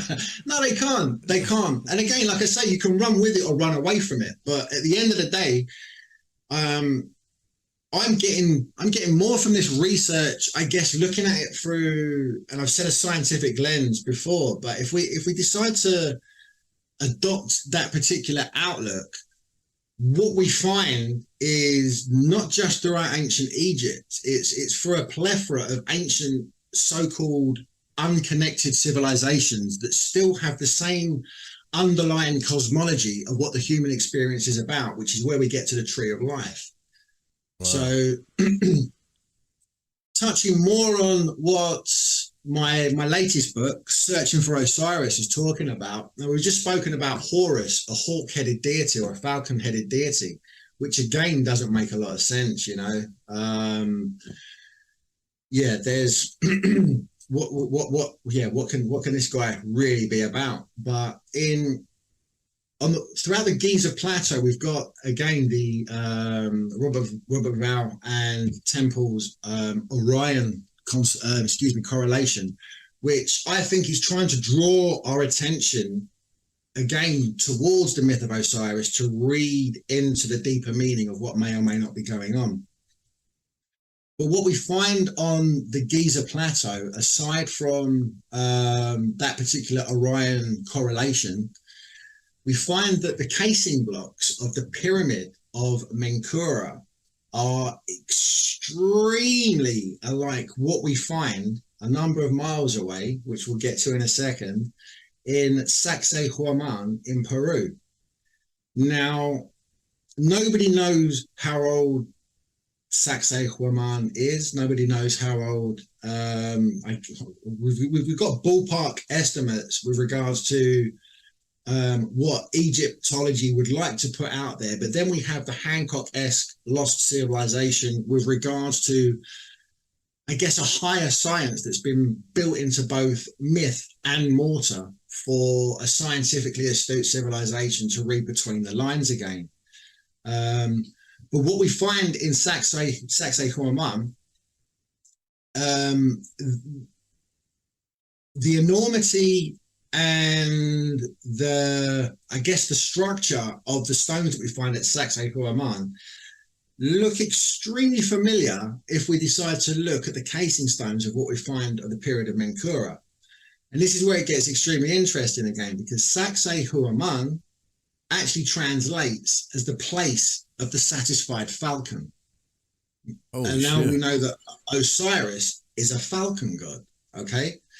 Now, the oldest temple construction we find, or that we're aware of at the moment on planet Earth, is Göbekli Tepe, okay, which again we'll get to in a second, which is Osiris identifiable, and I'll explain why in a moment. But if we take a Google Earth measurement, let's say, from the center of the Menkura pyramid on the Giza Plateau to Sacsayhuaman in Peru, it's precisely 7,920 miles, which is the diameter of the Earth. Holy, see, that goes right along with Quit's work. I mean, 100% it does. Oh, dude, that's really cool. Now, come on, man, that can't be a coincidence. That can't be. That's an exact. So that's even if it's an approximate measurement, that's pretty radical, you know. Absolutely. Absolutely. So I'm just going to touch on a couple of more measurements before we get back to Göbekli Tepe and how and why that could be considered Osiris identifiable before we touch on these other cultures around the world. Okay. Now I'm sure there's going to be a number of listeners that are going to be thinking, okay, let's cruise through this, and they're going to be very, very familiar with what I'm about to say. But some more monumental measurements that I like to consider before we touch on Göbekli Tepe is the height of the Great Pyramid multiplied by 43,200 is equal to the polar radius of the Earth. And we know that science doesn't dispute that. We call it coincidence, call it what you want. But we also know that the latitude of the Great Pyramid, 29.97925, I can't remember. 2458. Yeah. There we go. Appears to reflect the speed of light traveling in a vacuum, which is 299,792,458 meters per second. Right. Okay. Again, that might be ticked off as a coincidence. But the longitude of the Great Pyramid of Egypt is 31.134667 east. Now, if we divide that by 360, as we know, the equatorial ratio, so the polar circumference being multiplied by 43,200, excuse me, because we have a sphere. If we actually divide the longitude of the Great Pyramid by 360, it gives a total of 0.0864. Now, the diameter of the sun is approximately 864,000 miles across. And the Great Pyramid itself is dedicated to our moon, who is a god of light. So if we draw a circle in meters within the base of the Great Pyramid and subtract a circle drawn from around the base of the Great Pyramid, it's also equal to the speed of light. And by another cosmic coincidence, you want to call it, the Bible's first 3 days of creation are at verses 5, 8, and 13, which is also part of the Fibonacci sequence and the golden ratio. The height of the Great Pyramid once stood at 5,813 inches. Now, a circle with a radius of 5,813 inches has a circumference of 36,524 inches. Now, if we shuffle that decimal point over, we also find out that there are 365.24 days in a solar year. How many coincidences do we need in order for us to sit up a little straighter and start taking this seriously with regards to what the ancients knew about the size of the planet and the location of the Great Pyramid? I mean, everything looks to be fundamental regarding the notion of light. Yeah, see, I get like, I know they knew something about the earth, the sun, and the moon, but it's a whole other thing when you look at it from regards to the measurement of the speed of light and light itself. This is so trippy, man. It's really trippy. It's crazy. The amount of, I mean, yeah, I've had a lot of naysayers as well with regards to, well, it's just arbitrary with regards to, you've got the Greenwich Meridian and la-di-da. It doesn't make sense. It would make sense because that's where we've decided to have Greenwich Meridian, X, Y, Z. But that doesn't negate the fact that it literally is what it is. And again, no matter how you divide it, it keeps coming back to the notion of light. And for all intents and purposes, Jesus, again, was known as the light and the God of resurrection, which again I believe has been lifted from an ancient Egyptian mythology, whereby the original God of resurrection is Osiris, who manifests or resurrects reality via the interactions of photons of light through the cerebral cortex in order for us to have this human experience. Let's not forget, too, that all of the great masters of the Bible, Moses, Jesus, and Joseph, the coat of many colors, all came from Egypt. They were banished, 100%. Sent to a pit, sent, Exodus, whatever, and went to Egypt and came back enlightened.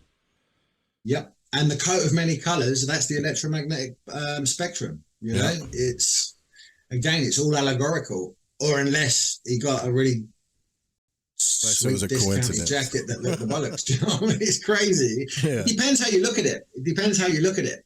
But I wanted to get those out of the way with regards to the 43,200 and 432 and 864, because these numbers, again, with regards to Jason Quitt's research, they seem to be playing out over and over and over and over again. Yeah.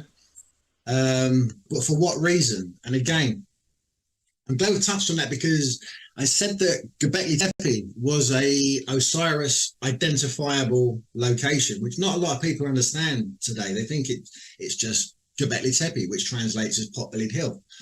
But there's an ancient Armenian namesake as well, which is Port Asar. Really? I didn't know that.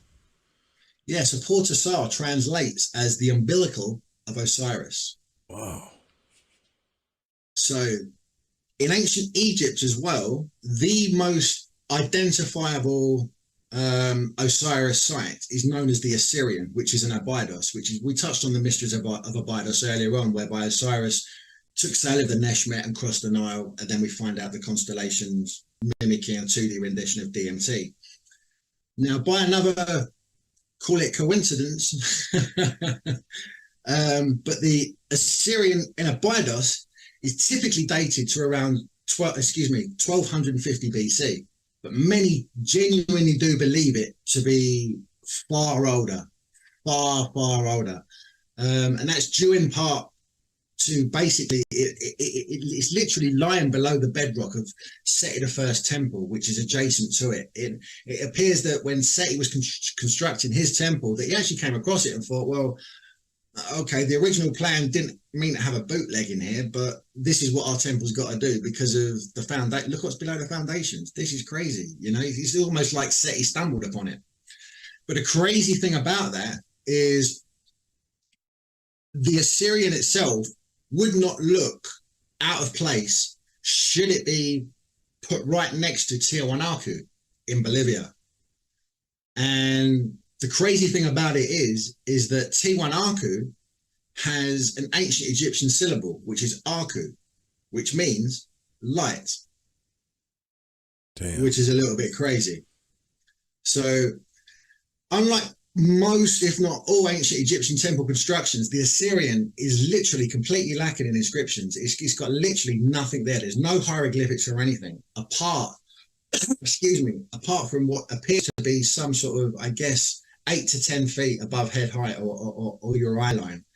And it appears to be somewhat burnt into the stonework. And it's actually the flower of life, which is what we see excuse me, when we have a breakthrough or a sub-threshold breakthrough of DMT.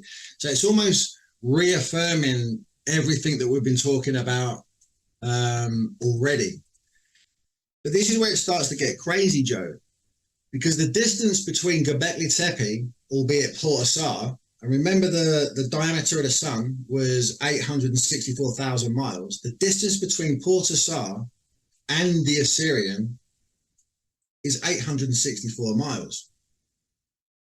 Now, the midpoint between the Assyrian and the umbilical of Osiris, albeit Port Asar, is once again, we see that magical number, 432 miles.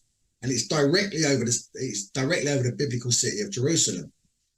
Holy shit. Yeah. And we also find that particular location is less than a mile from the fabled Temple Mount, or the Dome of the Rock. Now, the Dome of the Rock is actually built on top of the foundation stone, which is sacred to both Jews and Muslims. But Islamic belief, they actually dictate it's the location where the Prophet Muhammad, his ascension to heaven actually took place. And it's Jewish tradition which considers Temple Mount, or Solomon's Temple, to be the navel of the earth where creation began. So ironically, we're now tying a metaphorical umbilical to the navel itself. That's so trippy, man. It's crazy. Even the stories and the metaphors and the math are fractal. It's ridiculous. It's ridiculous. Now, yeah. Temple Mount is also known as Luz. Luz translates, once again, as light. Right. But it's also the same location where Jacob witnessed the face of God, where he had his wrestling match with God, and he said, I saw the face of God and I survived. What did he called that place? Pineal. And what is the pineal gland? The pineal is the light receptor of the human body.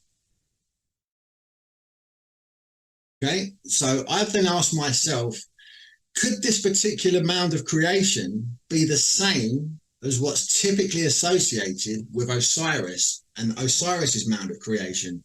Because as I've explained already, Osiris is the original god of resurrection, aside from the Bible and Jacob wrestling with God and calling that place Peniel or Luz, light, X, Y, Z. Okay, so the oldest sandstone stela that we have uncovered from ancient Egypt, we actually find that it's got a tree on top of it, the tree of life. And that particular tree, once again, is the acacia. And underneath the acacia, we've got the hieroglyphs of what depict the name of Osiris, a god of resurrection. And that actually translates, Osiris translates as seat of perception. So how, I'm asking my readers, how much more spelled out do you need this, right? Like 100%. Yeah. 100%. And I mean, you can call it pareidolia, you can call it a coincidence, but excuse me, how many coincidences need we find until we can actually start saying there's a correlation and we look into it a little bit more? Because did you know that there's a magical ritual called the analysis of the keyword by the Rosicrucians, and it's built around Luke's energy, and part of the ritual is to invoke Isis, Apophis, and Osiris. It's part of the ritual.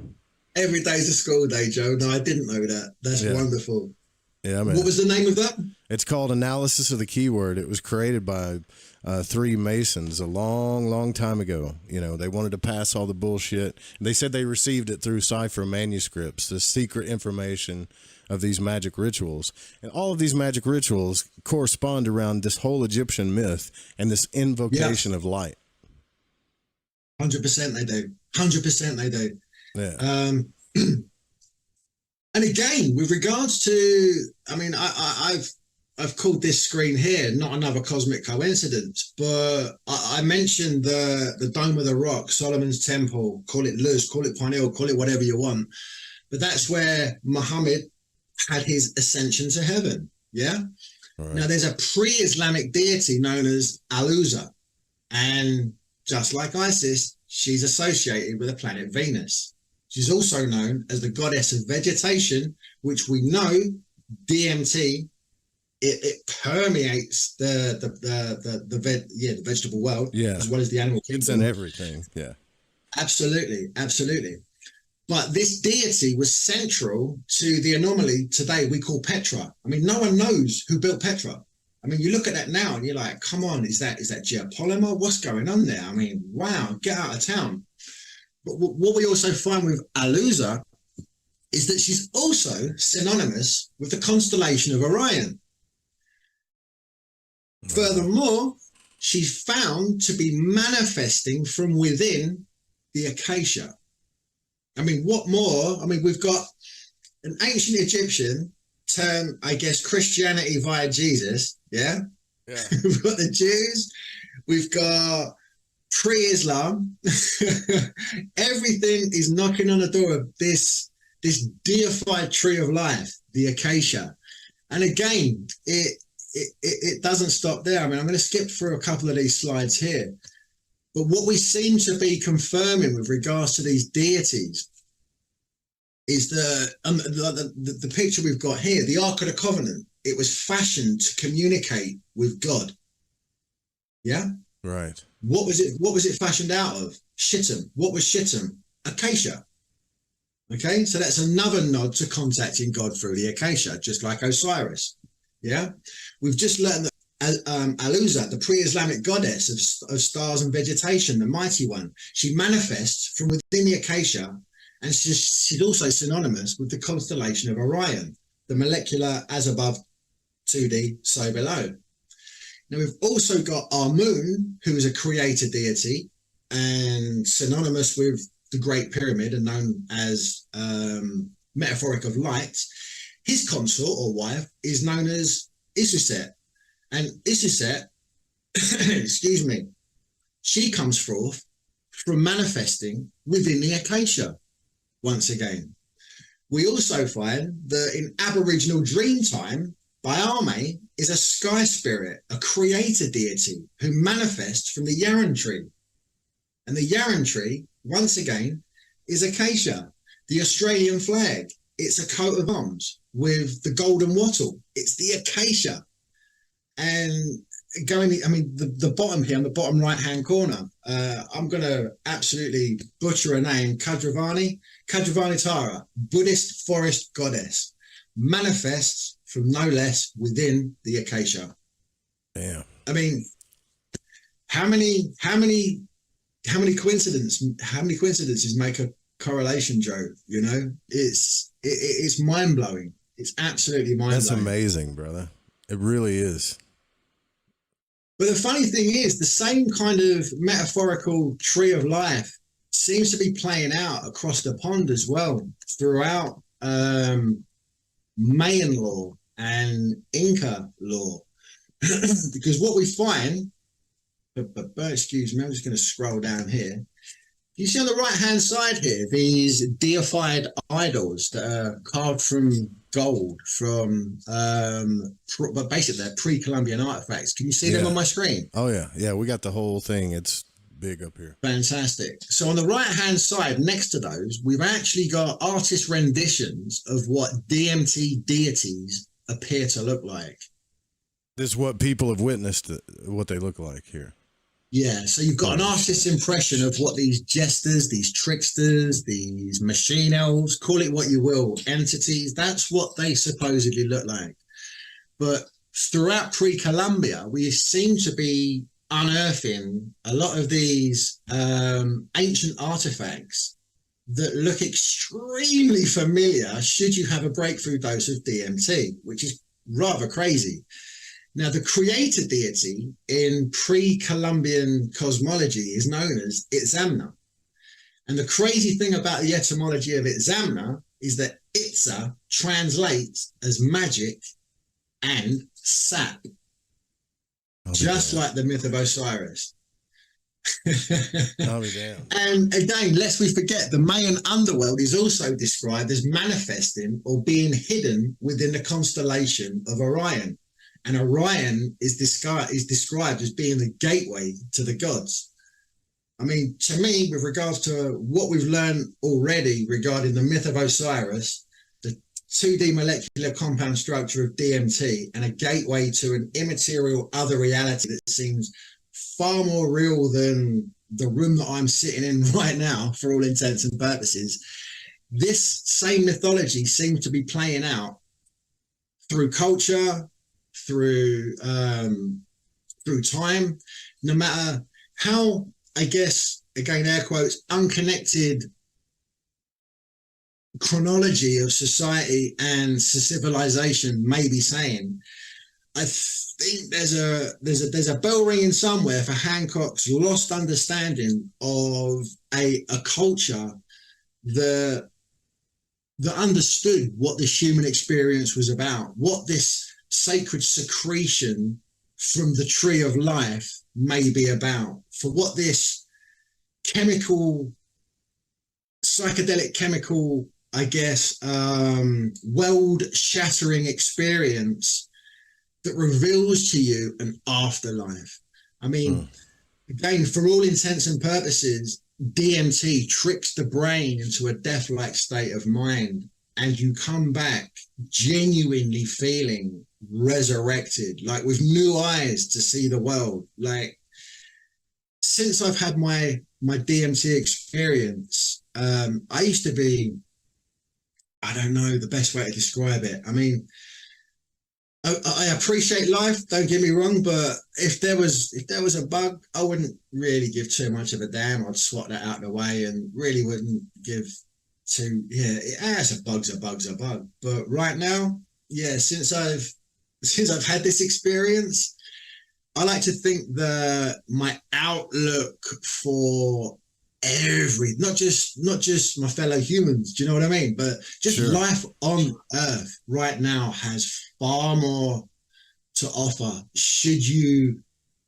be resurrected, should you have that experience, should you be initiated into the into the rebirth of this conscious experience, huh?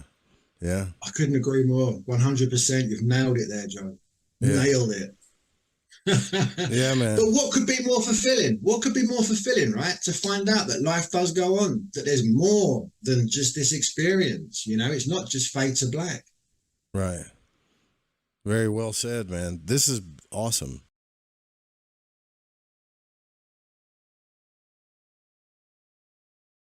Like you said, it's not just fade to black. And that was he had to go after that. And that was the end of our interview. And I found it fascinating because it kind of, I mean, I'm not looking for a confirmation bias here. I think once you tell yourself that you know something or you have this notion of liking to be right, you're not going to find deeper mysteries, right? However, with that being said, the fractal thing about the stories, the metaphors, the math, the temples, how everything is telling the same story all the way down to the molecule, from the universe to the molecule. Which, I mean, that makes us wonder, right? Like, are we in a simulation? And people may say it's crazy, but you should do some type of spiritual practice or meditate. Or if you can't do any of that stuff, take psychedelics, I guess. I mean, whatever it takes for you to see outside of this this left brain kind of logic paradigm, which we need that part, but it's cool to explore consciousness. If you guys want to follow Aaron Vooght, you can. I'll leave all the links in the description on YouTube and the podcast as well. And you can, I'll leave links to his book and his work. Just keep following the guy. Every time he comes out with another book, it just kind of proves this, I guess you could say, this kind of like fractal reality even more. All right. And yeah, that was a good, that's fascinating stuff, man. And I apologize about some of the audio and the video, but I had to kind of put it all together because we did the interview early in the morning because he's in the UK and we use Zoom, and Zoom likes to tax people, which we don't really have the funds to have a pro Zoom account right now. So we had to separate it all into different segments, and then I had to edit it, put it all together, and then put it up for the show for you guys to see. So now you can go back and watch it over and over again, do your own research on it, that kind of thing. But we'll be back tomorrow night right here live on the Fringe FM, and go down the rabbit hole even more and light the void, so to speak. Please, please, if you can, support the Fringe FM. If you find anything of value of the show or the radio station, go to fringe.fm and support over there. Of course, keep the YouTube stuff rolling. That stuff just takes a while for us to get. So if you can support at the Fringe FM, that would be great. You can grab t-shirts. There's a Patreon. There's all kinds of stuff. I have links in all the videos to all of it. If you can support, please do so. And thank you guys for hanging out in the chat. I see you guys over there talking about pie and everything. It's cool. I watched all of that chat, by the way. Took part in it too. And yeah, key lime pie is the best.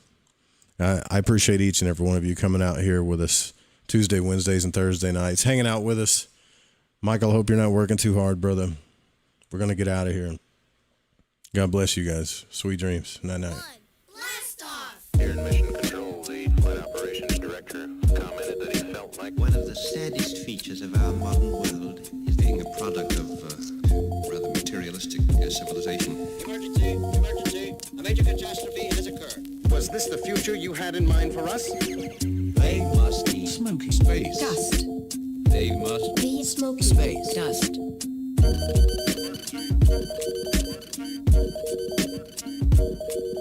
Emergency!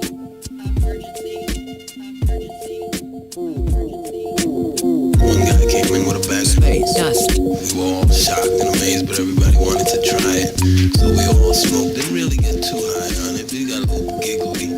And then from there, we just kept smoking. We just kept. It's secure. It is believed by many to be the substance responsible for Emergency! Emergency! Emergency!